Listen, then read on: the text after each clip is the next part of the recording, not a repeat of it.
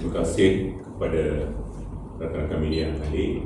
Kelima-lima ahli parlimen yang terlibat dalam kes ini telah mengambil nasihat perundangan daripada kami dan objektif mereka adalah fokus, iaitu untuk melindungi kepentingan nasional Malaysia di samping memastikan bahawa kepentingan sah Amerika Syarikat sebagai rakan buala turut terpelihara.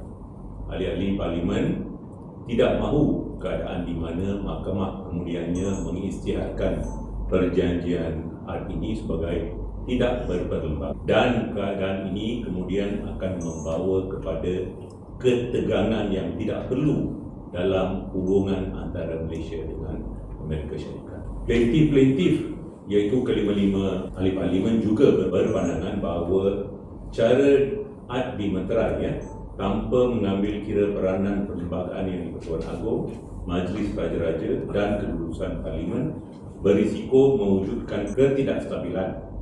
Mereka tidak mahu sebarang kesilapan perlembagaan oleh pentadbiran semasa di bawah kerajaan Madani ini menjejaskan hubungan yang telah lama terjalin dan saling menguntungkan antara Malaysia dan Amerika Syarikat.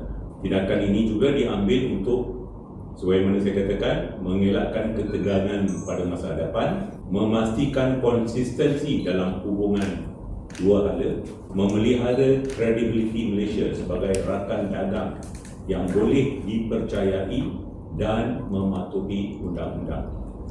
Dan dengan menjemput Amerika Syarikat mengambil bahagian, anak buah kami bertindak secara terbuka dan bertanggungjawab. Mereka memastikan semua pihak berkepentingan didengar dan mereka mengambil langkah untuk mengelakkan pertikaian masa hadapan serta melindungi hubungan. Itu saja.